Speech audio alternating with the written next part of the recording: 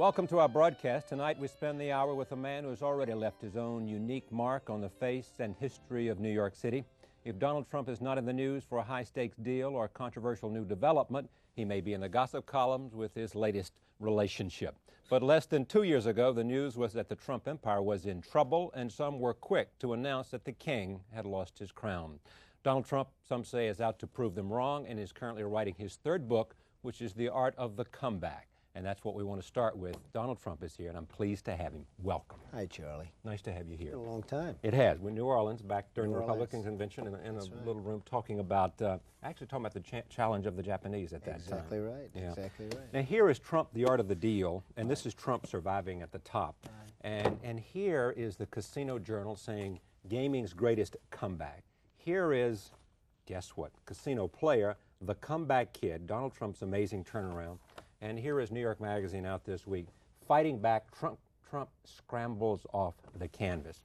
Bill Clinton, after the New Hampshire primary, went out front and had a press conference, and he said, even though he came in second, said, I'm the comeback kid. That's right. And look what happened to Bill Clinton. Right. Now, if you could translate that for you, where would it be? Where would it take you to? What would be the equivalent of reaching the White House for you? Well, I think just doing what I'm doing, Charlie. You know, I've had a really great streak over the last year.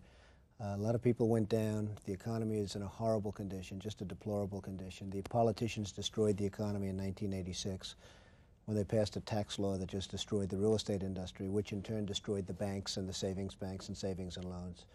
And I really got very lucky in a way. I built the Taj Mahal, which everyone said that's going to be his downfall. The Taj Mahal, it's over $1 billion building.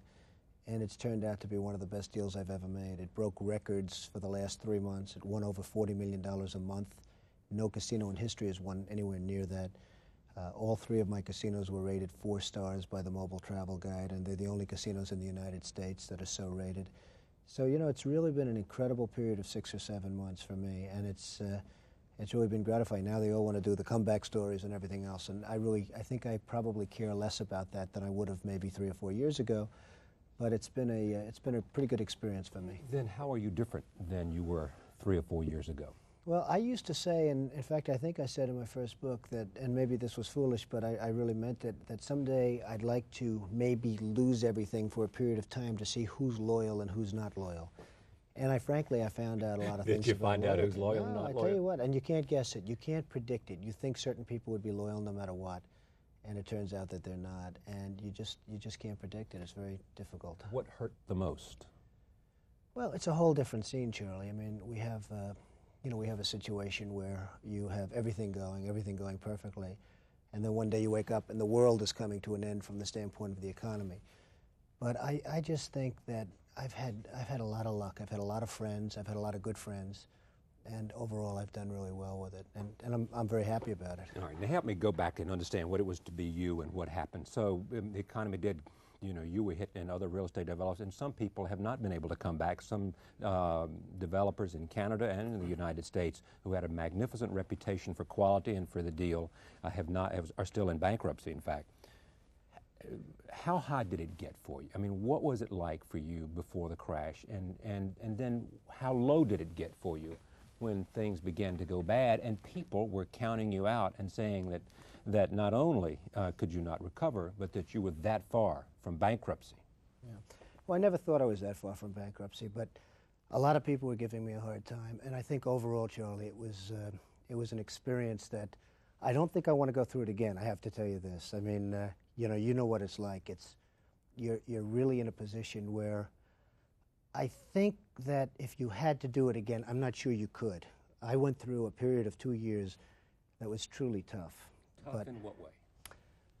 Well, you have parents, and you have people that adore you, and you have people that for 15 years, nothing went wrong. And then all of a sudden, the world seems to be coming to an end. I mean, it just seems to be coming.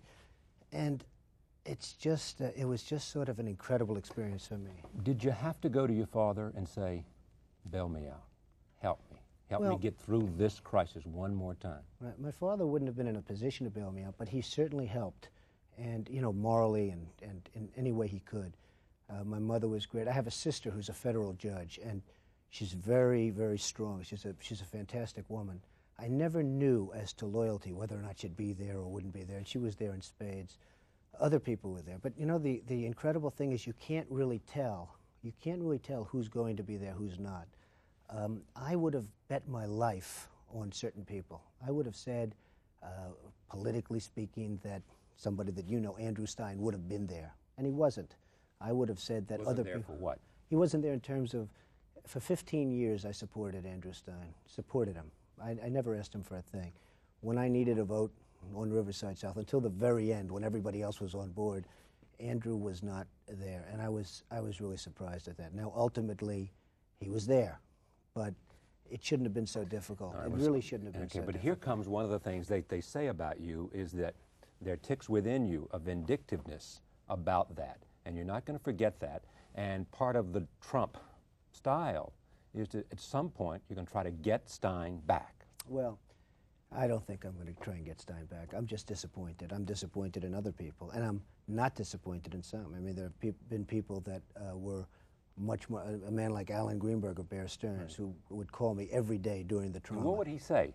Well, he'd just call me and it'd boost me. He'd say, just keep fighting, just keep fighting. You know, he's really a phenomenal guy and a great leader, and that's why Bear Stearns, I mean, without any big parent company, I mean, Bear Stearns has just done tremendously well.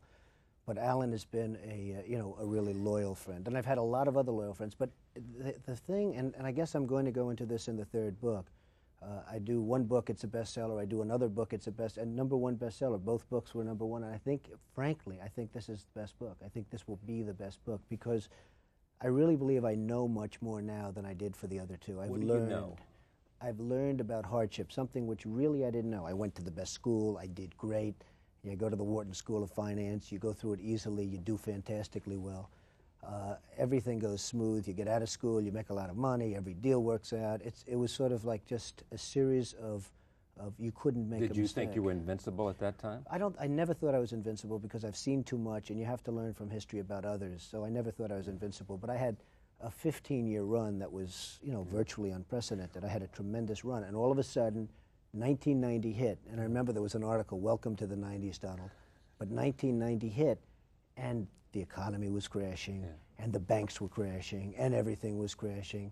And what happened is I learned a lot about myself, and I learned a lot about other people. Okay, but you keep saying I learned. What did you learn about yourself? Did you, what? Well, I think I learned for real that I'm a pretty tough guy because you really, it takes a tough guy. Hey, it takes the brains and it takes the this and it takes it, but it also takes a toughness because to go through a period of turmoil where everything seems to be going in the wrong direction and survive it and end up, as they say in my new magazine covers, are coming back. Well, but what they say here, what Greenberg said, is that Trump went from owning 100% of nothing to 50% of something that's making money. Yeah. Fair? Well, I think that's what he said, and he actually said making a lot for money. What's happened? That's right. What's happened? He did say that. What's happened is that the casinos have turned out to be tremendous for me. And again, a lot of people were criticizing the move into the casinos and all, but they've really turned out to be tremendous. Real estate in New York is starting to come back on a very slow basis. I don't know how long it's going to take. I think it's going to take a long time. But the casinos in particular have been fantastic. But it's just worked out for me. It hasn't worked out for a lot of other people. Yeah. And I think a lot of that has to do with an inner strength, and that's what I'm going to be writing about. A lot of it also, though, has to do with other people, the loyalties of other people, how you treated other people so that maybe they are loyal. Did it split the family? No. Did it cause division between you and your brother? It didn't cause division. I was a little disappointed in my brother. I thought he would have fought harder than he did.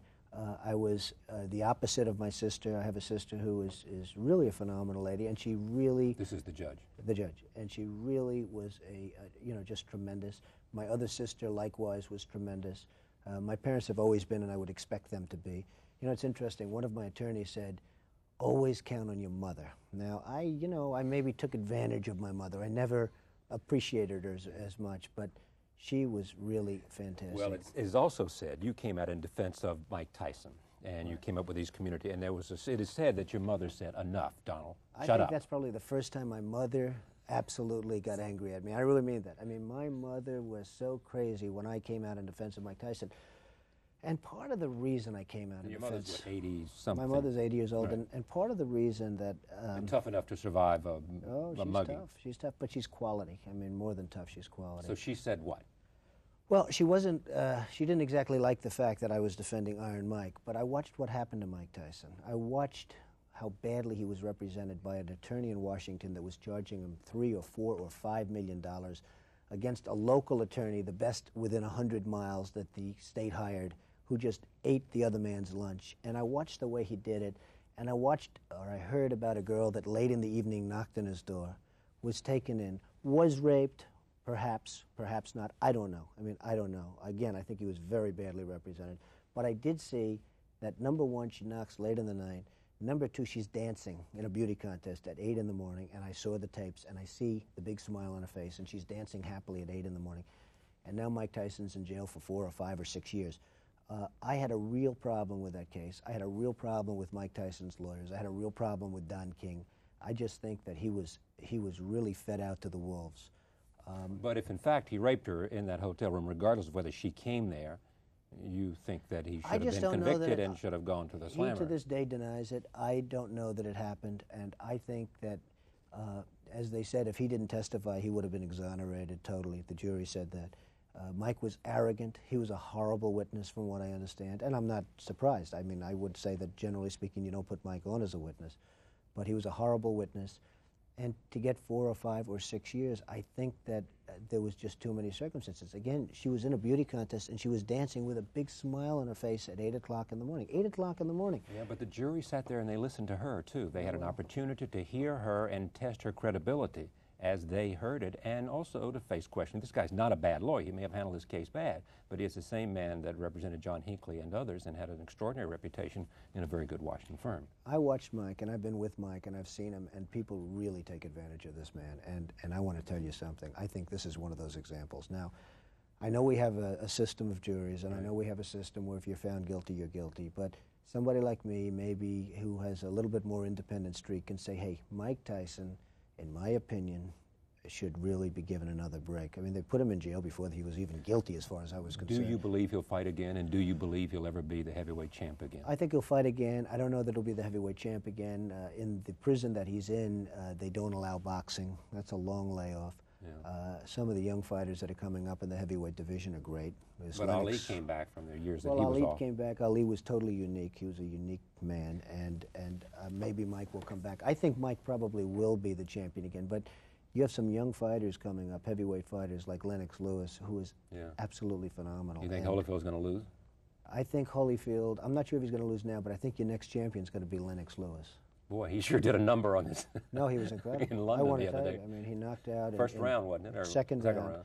And this gentleman went 18 or 20 rounds with Mike. Well, that was his claim to fame, that he survived being in the ring with Tyson. Lennox Lewis is probably the real thing. I mean, he could be the first real thing since Mike, and it'll be interesting. And he's younger, and he's this and that. Or what is your fascination? Are you an athlete? I am pretty much of an Scratch athlete. golfer or close to? Scratch golf. You mean like you do par 72, 73 I do. on good courses? On good courses. Yeah, up against good players. Up against good players. For money or not for money?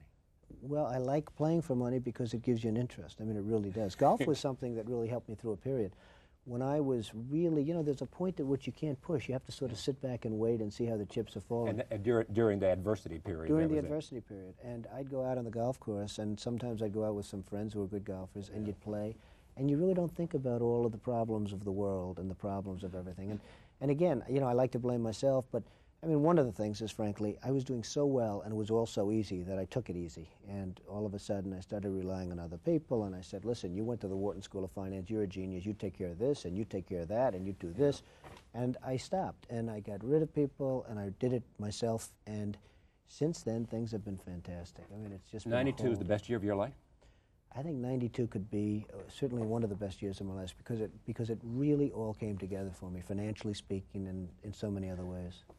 I read all these numbers, and this is not investigative journalism here. We're interested in what makes you tick, and we don't have the resources or the manpower or the time doing a nightly show to do what somebody would do if they spent 6 months working on a piece about you. But you do have the brain. So that's all help you me need. with the numbers. Do you owe $5 billion? No, at one point I guess I owed pretty close to $5 billion, but I had assets far in excess of that. And they passed a 1986 tax law, which was just absolute stupidity by the politicians. And yeah, but a lot of people supported that. I mean, I know a lot of Norman people, and Baker and sure, Bill Bradley sure. and Bill a lot Bradley. of other people Bill Bradley thought this was the tax reform act of all time. Yeah, I like and Bill Jack Bradley. Kemp too, did he not? I like Bill Bradley, and I like a lot of the people that you mentioned, and they didn't really support, but Bill Bradley did very much. Bradley was and I have to tell you, he destroyed the home building industry in the United States. He destroyed the savings and loans in the United States. The Tax Reform Act of '86 absolutely. What happened is incentive was taken out of the real estate industry. And the industries such as savings and loans, they're based on real estate. And when the values went down, and they plummeted, they absolutely plummeted. So the savings and loans had billions of dollars in real estate that now all of a sudden is one half the billions of dollars in real estate. But you know better than I do is that during that time, I mean, the savings and loan crisis came about because a lot of savings and loan lent a lot of money to developers that were bad loans and should not ever have been made. And then Charlie, all of a sudden... That's true. And I have to tell you, it's 100% true. But a lot of that was exacerbated. A lot of loans that could have been good loans were made into bad loans because of the change, because of the 1986 tax law change. And what that did is all of a sudden you had Resolution Trust, and you're paying billions and billions. In order to save $5 billion in taxes, we're now paying trillions of dollars to save industries and save banks. And some people have come along and made a ton of money because of the Resolution Trust. And some people have made a lot of money. Didn't I see where Ron Perlman the other day made $1 billion or something? Well, I don't know what he made, but frankly, he's a good man. I hope he did make a lot of money. But it's the government's fault. The government passed a very stupid law. They have to put the incentive back into real estate. I think they're doing it. I think they're going to do it. It creates Here's the other side. It is that people with great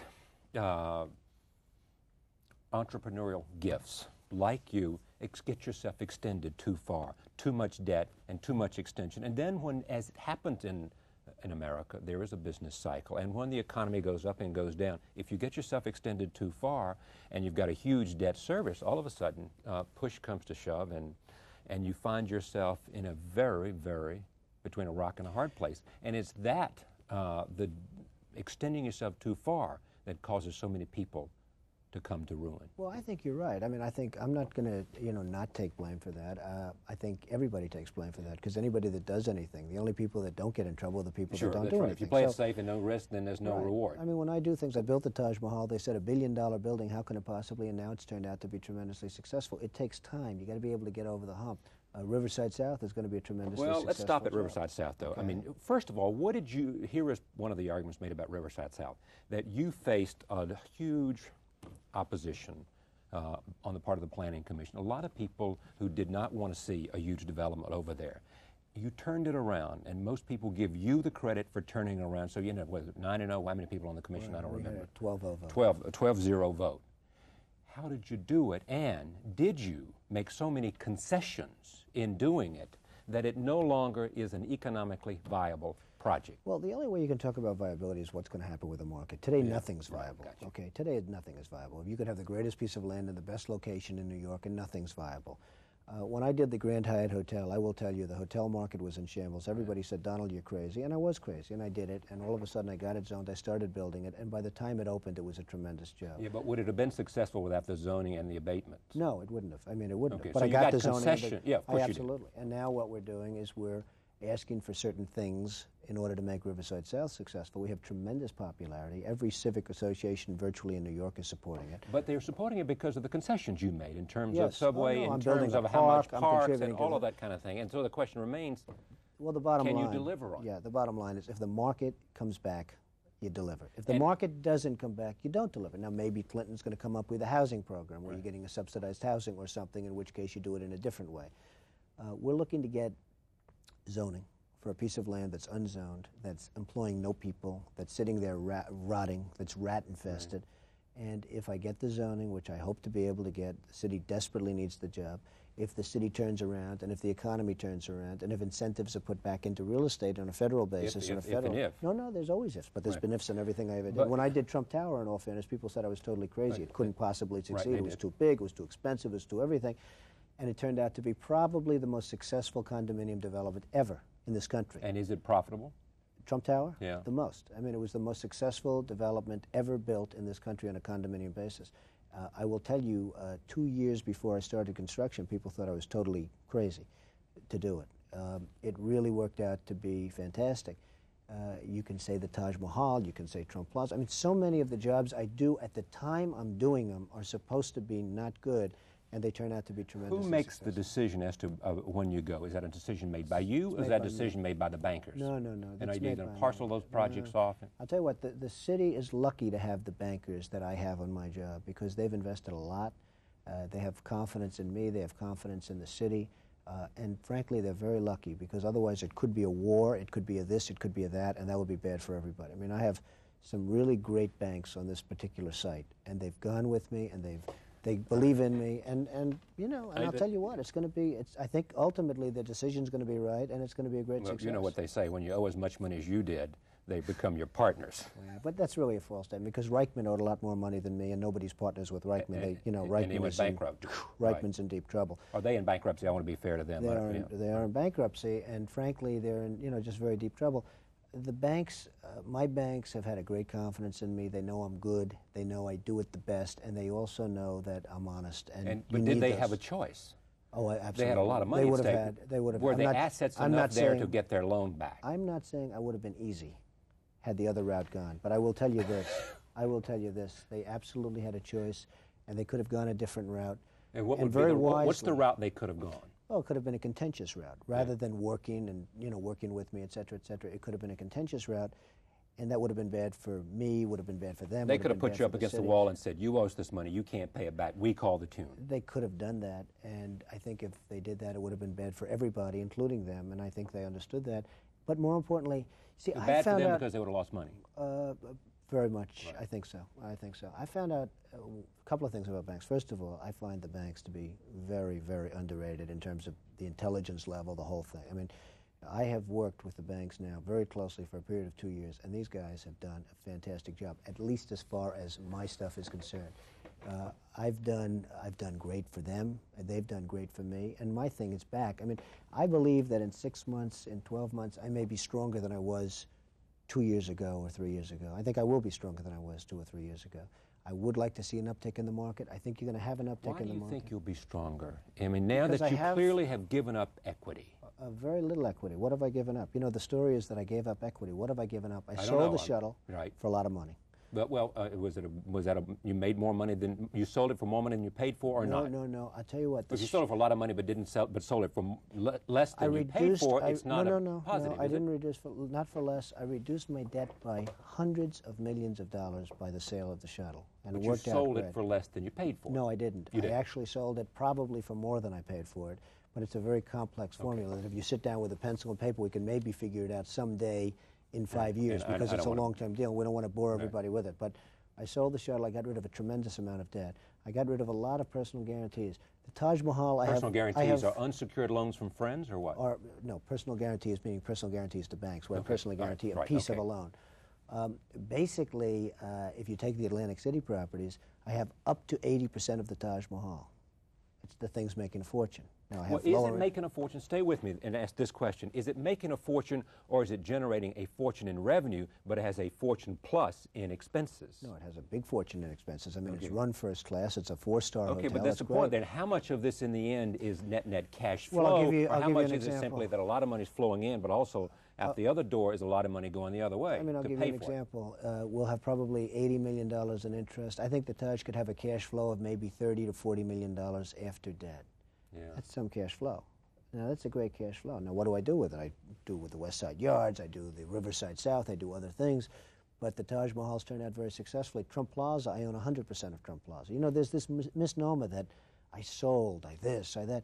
I sold very little. I mean, when you think of it, I've But sold why very didn't little. would your friend Greenberg from Bear Stearns say he used to own 100% of assets that were worth nothing? Well, now he owns 50% of things that are making a lot of money. Well, what happened in Atlantic That's a City? difference. Well, there is a difference, and I own 50% of the castle. Right. But when I say I own 50%, I'm also paying much less interest because I sold 50% to bondholders. Right. And in return for that, I got a reduction in debt, a reduction in this, and a reduction in interest. So it's making a lot more money.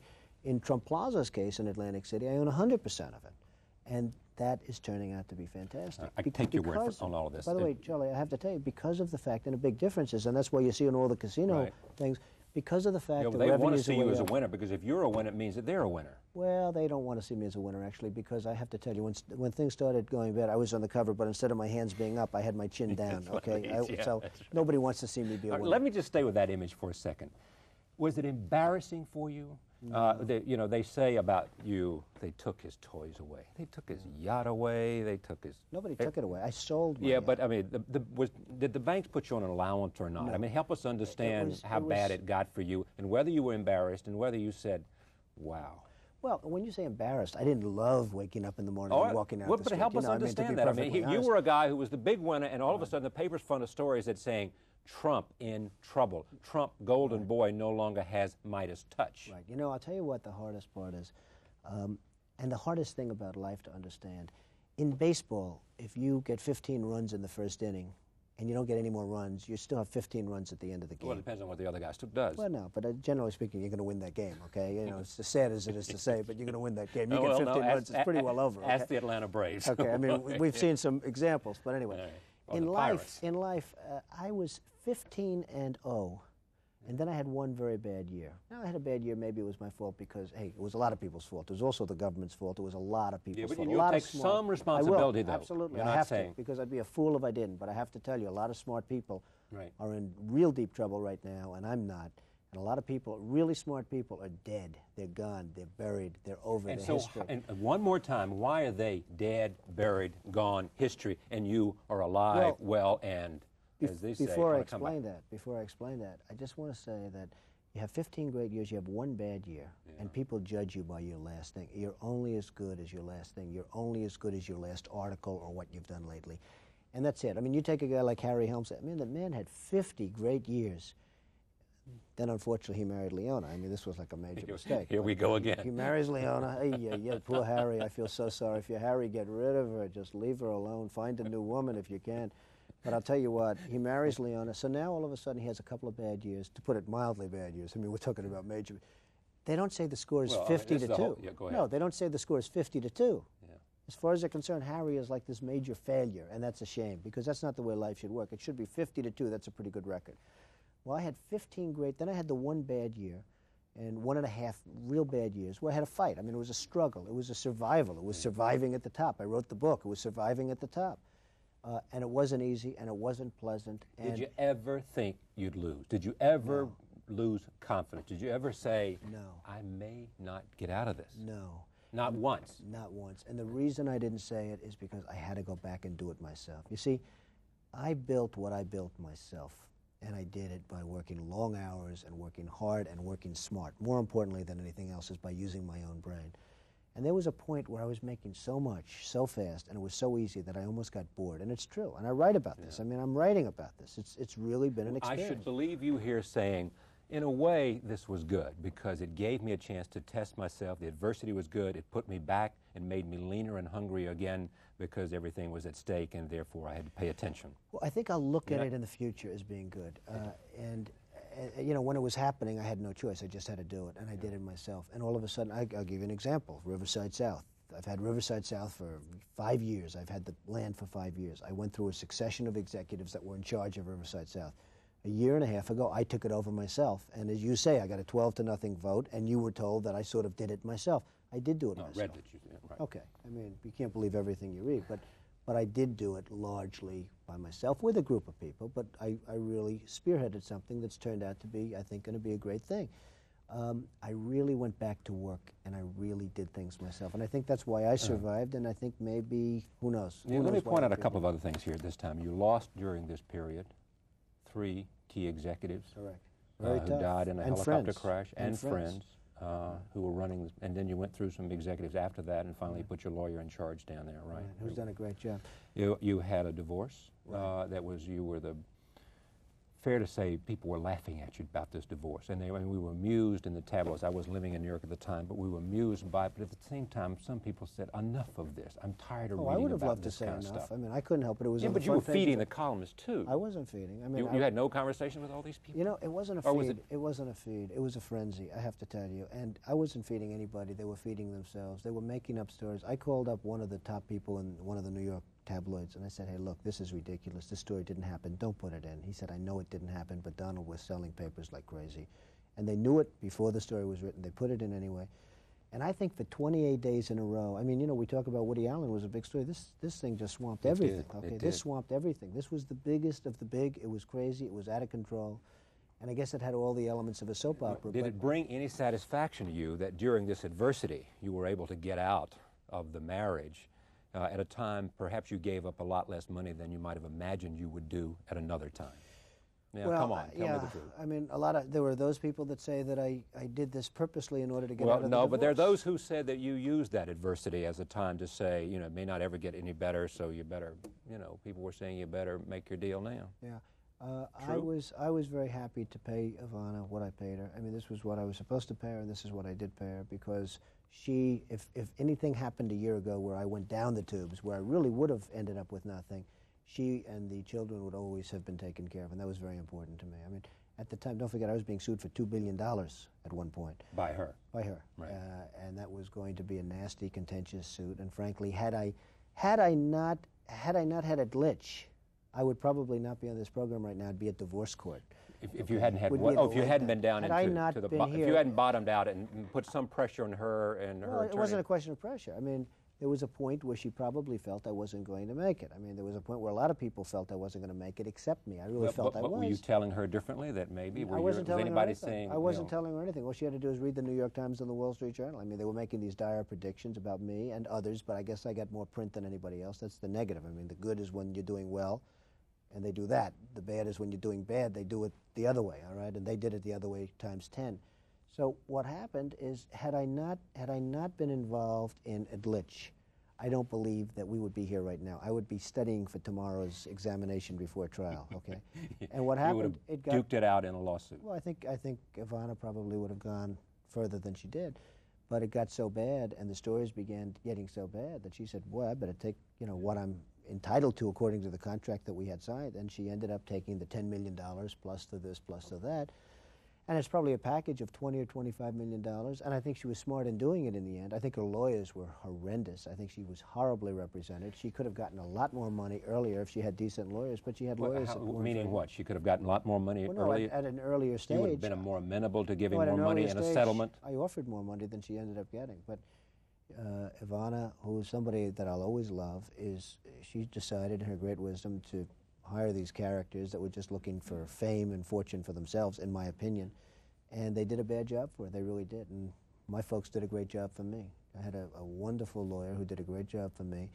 And in the end, though, I'm saddened by it, because I would have preferred the initial deal with Ivana. But she was very, very poorly represented in this divorce action. You must have some sensitivity, though, for a woman in what she might be going through. I mean, you seem all powerful there, and she doesn't know, and she has to lean on the advice that she gets. And you know, people are saying, this guy's got tons of money. And yeah, but she was leaning on the Wall Street Journal. I mean, you know, when the bad stories started coming out, she was believing those stories, and she should have believed those stories. I'm not even saying the stories were wrong. You know, I've done things, but I'm not saying those stories at the time were wrong. The economy was atrocious, and you know, the business was bad, and the real estate business was horrendous. And the casino business was bad, and we're opening up the Taj Mahal in the middle of a war. Right. Okay, you know, I mean, I'm opening the largest building in the world in the middle of a war. People were not flooding Atlantic City at that time. Well, no, I mean, everyone's sitting home watching the war. And also, she's reading about you and another woman. That can't be pleasing. She's reading, and I never left for another woman. I mean, this is one of the great misconceptions. I left because I got tired of the balls and tired of the ballroom gowns and all the nonsense. What does that mean? Well, I'm just one that doesn't necessarily believe, you know, they call them the so-called charity events, but the people that have these charity events are probably the least charitable people I've ever met, and they have them for their own, you know, vilification. They have them for their own, whatever it is, they have them for their own, and they want the press, and they want the nonsense. And but why do we care if it generates a lot of money for charity? I'm not sure that it does. I'm really not sure that it does. I mean, I look at some of them, and I look at the expense, and I look at the magnificent table settings at the Plaza Hotel, and which I'm very happy about, but at the Plaza Hotel and all the other places. And in the end, I don't think they make a hell of a lot for charity. And then I look at United Way, where the man's paid, you know, virtually millions of dollars to run United Way, and I look at what happens in charities. I study charities, and there are very few well-run charities. So you got tired of the gowns and the ball and all that stuff? I got tired of the scene, and I knew the scene, and I knew the people, and some of the people I like, in all fairness, and some of the people I don't like. They're a vicious breed. You know someone listened to that would just hear you say that's not what happened. This was a guy who was on top of the world, and he He wanted to have his cake and eat it too. He Well, wanted no, to I be wanted out out. and wanted out because I he wanted wanted to out. date a lot of young, attractive women who viewed him as a giant catch. You And know an what? interesting man to Hey, be with. I'm out now, and it's great. I have to tell you, I really like it. I think it's great. I've What's- never had a better well, time. Tell me but- what's great about it. But I just like it. I mean, for whatever it is. Maybe I shouldn't The like freedom, it. the independence. It's a freedom. It's a and- freedom. I can do what I want. I can be with who I want to be with. I really like it, and I would tell you if I didn't. Because, and by the way, I think at a certain point I won't like it. I'll get tired. At a certain of point, it. you'll say, I want to settle down with one person. At a certain point, I think I'll say that. I think I'll say that very strongly. But, you know, at this point, I do like it. I had a fabulous wife in many respects. Great kids. Fantastic children, great children. I love them, and so therefore that was so worthwhile. I had another friend later who was also fantastic for a fairly long period of time, and I just didn't want to settle down. I mean, I didn't want to get married. I didn't want to marry Marla, and I didn't want to settle down. And I'm just not ready for it. It's just not me. I mean, it's not right now. At some point... Is that what killed that relationship then? Well, a lot of things perhaps killed it, but I would say that probably that's the predominant thing. I mean, I was very antsy. I didn't want to settle. And of course, don't forget, you know, I'm busy. I'm doing a lot of different things, and I love doing it. I'm so happy now. You know, I enjoy getting up and going out to the wars, and the wars are now becoming battles, and it's just worked out well. But you can't devote lots of time to a relationship when you're going through this. There is also said in this piece by Julia Baumgartner that you love the limelight and that you seek in the public and the public's adulation something, that the mirror of that is somehow important, confirming. True? I don't think so. I think that I loved it at one point. I think I've gotten used to it. I think Could you I do do without well it, in though? it. Well, see, I look at it differently. It's great for my business. I mean, the fact is that my casinos are up more than, as you know, my casinos are up more than any casinos in the United States. We're up number 1, 2, and 3 in increases in Atlantic City. Number 1, 2, and 3 every month. But are they at the same time, and I don't want to hammer at this question, at the same time the most profitable? It's one thing to be up in revenue, and you're saying they're up in revenue. You're not necessarily saying that they are the most The profitable. Taj Mahal has the largest gross operating profit of any casino in Atlantic City by far. By far. Not even, it's not even So when you close. factor in expenses, it has the gross. Yeah, well, it has. operating Well, it profit. also has the biggest gross. I Right. mean, it's got the biggest gross, but it's got the largest gross Okay. operating profit in Atlantic City. But what's happening is a lot of people. Now, I will say this: when people thought I was going down, they sort of deserted me, and you know, this is not the way it should be But in tell life. me who deserted you. No. I'm talking about customers. I'm not only Okay. talking about Friends, local right. friends, this that. When the customers, the Taj Mahal customer, when the customers, the casino customers, even the condominium buyer customer, when they thought I was going down for the count, they really did desert me. I have to say. Now that they see I'm doing well again, now that they see I'm back, now that they see all these crazy magazine covers, I will tell you, one of the reasons that my casinos are up so much more is that they're all coming back. But are you saying, though, therefore, it makes sense for you to promote this notion? I mean, look at this picture here. I mean, you like this.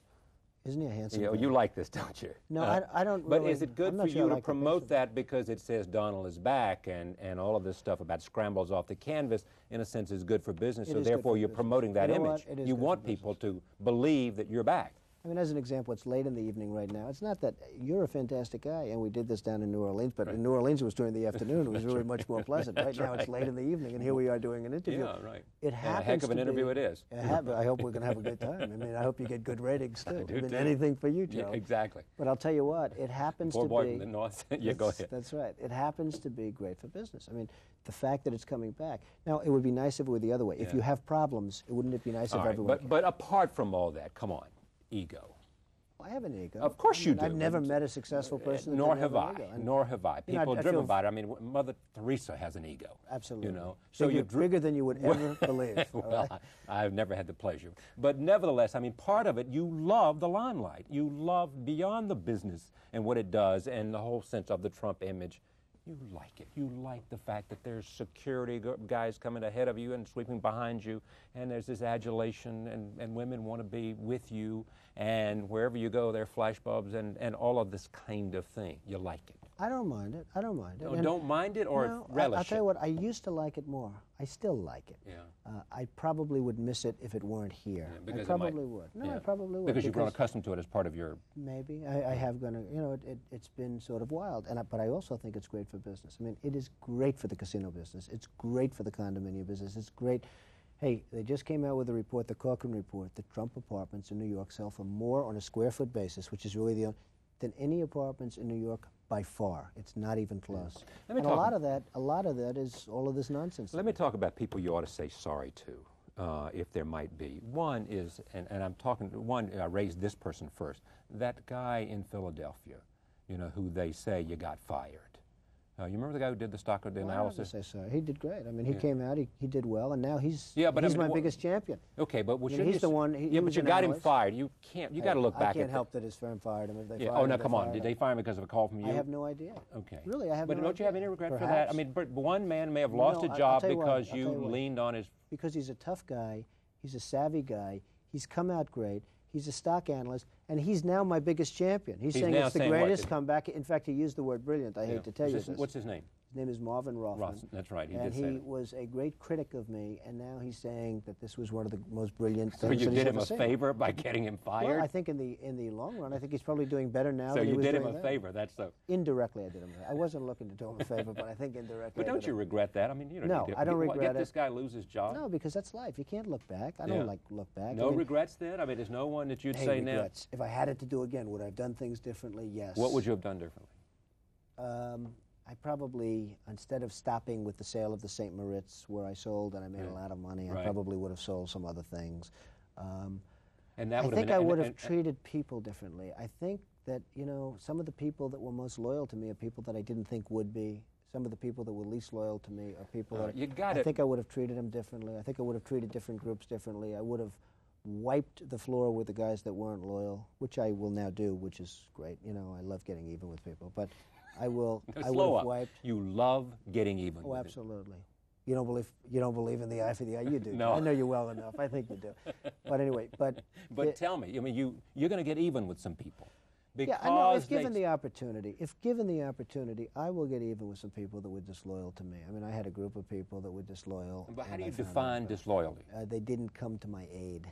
Well, what did they didn't do? They small turned their back things. on you? No, but they didn't do small things that would have helped. They didn't do large Give me things. one example.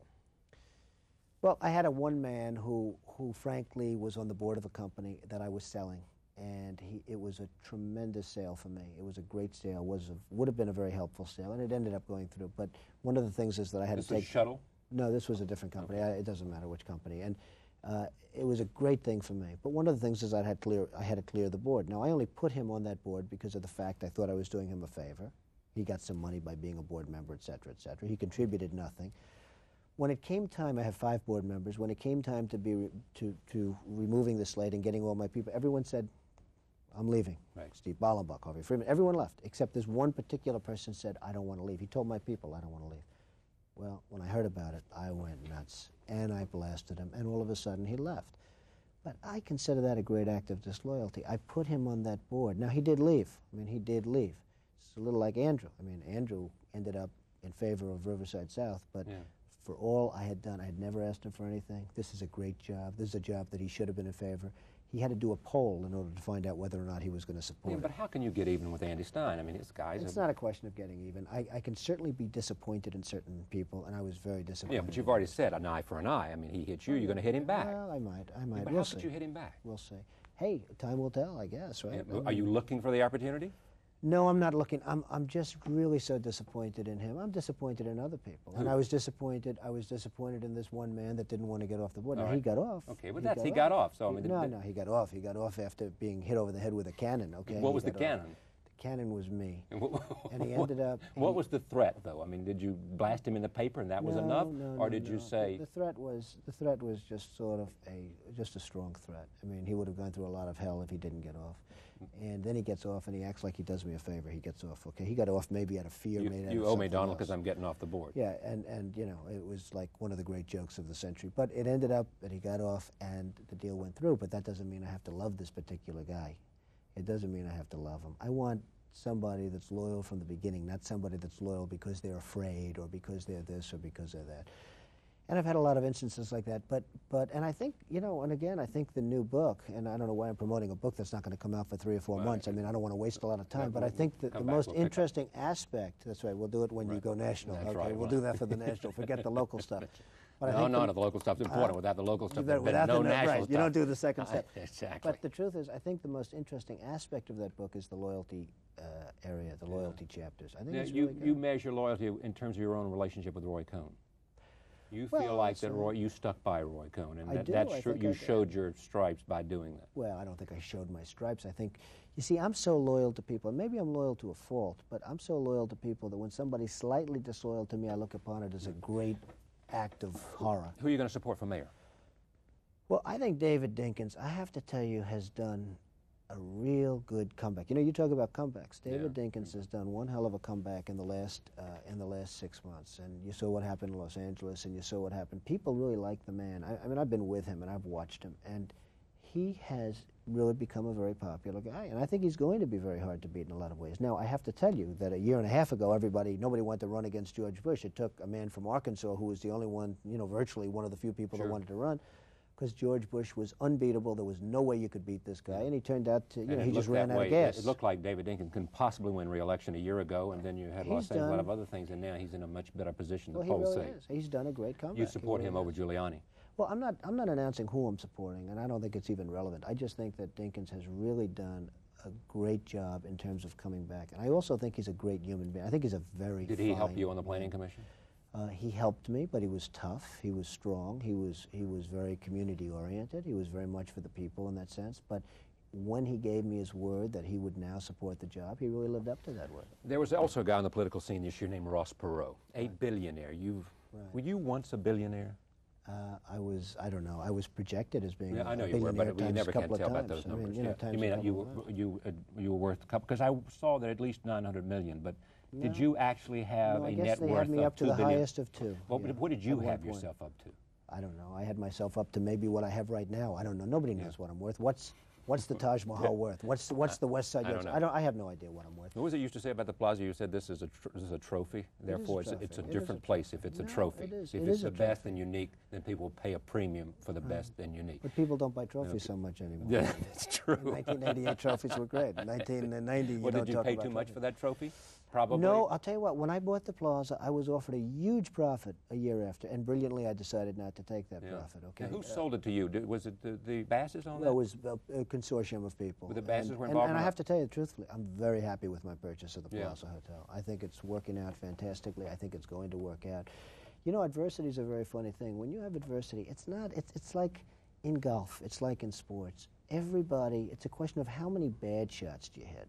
Not so many good shots, but how many bad shots. In other words, minimize your bad shots. You really have to, it's not a question of getting, because everybody's going to get in trouble. It's a question of how do you get out of trouble. Yeah, I think the Plaza Hotel is going to turn out to be a great deal for me. I mean, it's already turning out to be a great deal for me. But I golf, think it's going to be great. That sporting metaphor may be correct, because in golf, if you were playing and you got to go over the water to reach the green, sometimes you don't make it over the water. Well, sometimes you don't. And then it can put you into necessarily bogey land. Sure, but hey, that's not where I am. Although I could have. You're not in bogey land now? Well, but are you back to par? You're not even back to par, though. You're at least a bogey. I think, again, I tell you this, and I make this prediction, I think in 6 months I'll be stronger than I was 3 or 4 years ago, whatever my... That's a birdie. I believe what I did is I restructured things in the early 90s in the bad times, and now it's turning out to be very good. I believe that I'll be stronger than I was 2 years ago, but who knows? I mean, let's see what happens. Let's see what happens with the economy. Let's see what happens with the world. Ross Perot had a $3 billion, was willing to spend it, and got something, I haven't seen the last tally, maybe 17, 18% of the vote, 19% of the vote. There was a time in which you wanted to tease America that you might want to run for president. Well, people said that. I never did, but people said that. You didn't go to New Hampshire to test the water? You didn't, under the influence of Roger Stone, say, you know, this is an interesting idea. Let's go up and see what we can do. I really went to New Hampshire because they wanted me to go to New Hampshire, and they wanted me to make a speech. But you knew that your appearance there would generate the talk. I certainly did generate talk. But you knew that your appearance would generate talk. No, I didn't do it for that reason. Charlie, I didn't do it for that reason, and I had no idea how much talk would be generated, and I had no intention of running for president, and I wouldn't have an intention of running for president. I will say this, Ross Perot, he made some monumental mistakes. Had he not dropped out of the election, had he not made the gaffes about, you know, the watchdogs and the guard dogs and everybody coming at the house, and, you know, 3 or 4, if he didn't have 3 or 4 bad days, and they were real bad days, he could have conceivably won this crazy election. You'll get some political people who are smarter than you and I both about politics who will say the same thing. Oh, I believe that it. He could have made it a very competitive race. He was up to possibly 42 won. points at one. But at the same time, whatever it is that made him generate $2 billion, which enabled him to do as well as he did in part, he was very effective in the debates, and that had nothing to do with how much money he had. Right. At the same time, maybe, you know, you have to take the good with the bad, and part of the personality makeup that happened to make him $2 billion also made him the way he is about sort of the paranoia about Well, the paranoia others. maybe created some of the money, but it's not necessarily good Or the drive that creates both. See, one of the problems with politics and politicians is that you really can't have done very much wrong, and that means you can't have done very much, because if you're doing a lot, hey, I do a lot of things, and most of them turn out good, but some of them have to turn out bad, and it's, you know, they'll hit you with a little bad, and it makes it a little bit more difficult. Franklin Roosevelt, I think, once said, Arthur Schlesinger was here the other night, and I'm not sure he said this, but I think that FDR once said, I'm proud of all my enemies, I've earned them. What enemies are you proud of? Well, I'm proud of having a guy like Ed Koch as an enemy, because I think he's a major loser. He did a lousy job as mayor. He's a promoter. He's very much of a promoter. He did not do a good job as a mayor. He got very upset because after 8 years of trying to build the Woolman skating rink, I was able to do it in 4 months for about 1/10 the money that they spent. And instead of thanking me, he took great umbrage to the fact that I was able to do this. And I just wanted to have my kids go ice skating in Central Park. I got tired of watching these people sitting on their, I'm not allowed to say asses in this program, so of course I won't say it. But I got tired of watching these people just sitting down and not working and not doing it right and having no planning and no leadership. So instead of thanking me and saying, Donald, that was a great job, he went around saying, well, I think we could have done it if we this, if we that. He was not. So Ed Koch, who else? I think he was just what other enemy are you proud of? I'm not proud of enemies. I'd like to have, you know, I'm the kind of guy that has do great something, friends and great enemies, and somehow, but I'm not proud of Is your enemies. father still the seminal influence in your life? Well, I have a great father. I have a wonderful father. He's somebody I love very much. I wouldn't say he is. I'd say my mother and father maybe is a together, combination. or yeah, together, because I have just. In truly what way great did they parents. influence you differently? Well, they're very different people. My father's a very business-oriented guy, but a very good man. I mean, if somebody came up to my father on the street and said, I need $100, I need $200, and my father is the softest touch when it comes to people that really are in trouble. He's really a very great humanitarian in that sense. But he's a strong man. People would think of him as being cold, but he's not cold at all. My mother is openly warm. I mean, she's just a wonderful Except woman. when it comes to Mike Tyson. Except when it came to Mike Tyson. It took 40 years, and finally she came out and she said something. But she's a fabulous She made you woman. like yourself when you were growing up. I She mean, really by her did. love reinforced your sense of self. She really did. I mean, she's some woman. Greenberg, again, in this New York Magazine article, said about you, he said, if Donald gives you his word, it's good as gold. However, he said... And he said that sometimes I have a bad memory. that leaves you wide open to, it's you know, it leaves you wide open to the fact that... And I have a photographic memory. Well, That's the problem exactly. I have. I mean, it So I have raises this question, can you trust what Donald really says? Because his memory may be short. Yeah, now, I think he meant that jokingly. He's a great friend and he's a great gentleman, and I think he meant that I think, but perhaps he's had some bad experiences. I really don't know. What brings you the greatest satisfaction now? Is it conquering adversity, or is it something else? Well, I used to think just continued success, but I got bored by it. Yeah, enough and enough is not enough. Enough. And then I really think that right now I'm just really proud with the way I've handled things. I really think that I've handled things well from a business standpoint. And somebody who steps forward and says, you know, this is just Donald's hype. He's a giant promoter. He hasn't come back. I mean, times have turned a little bit around. You know, he sold off some assets, but it's not the great comeback that he believes it is.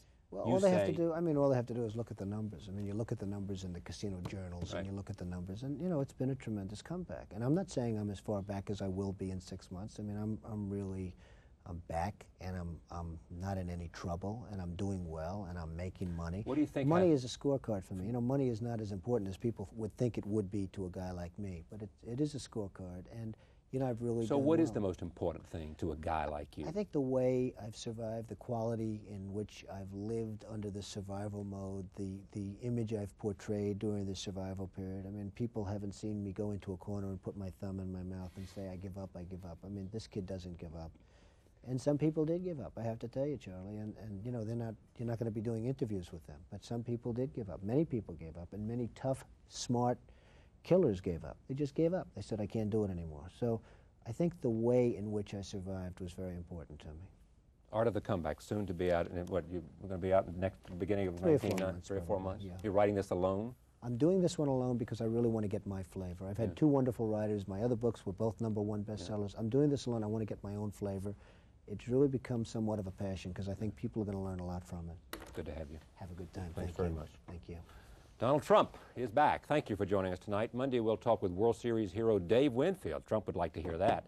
Also, a lot of other people will be here. We're taping next week an hour with Charlie Kuralt, one of my friends from North Carolina. A lot more interesting things coming up. See you Monday.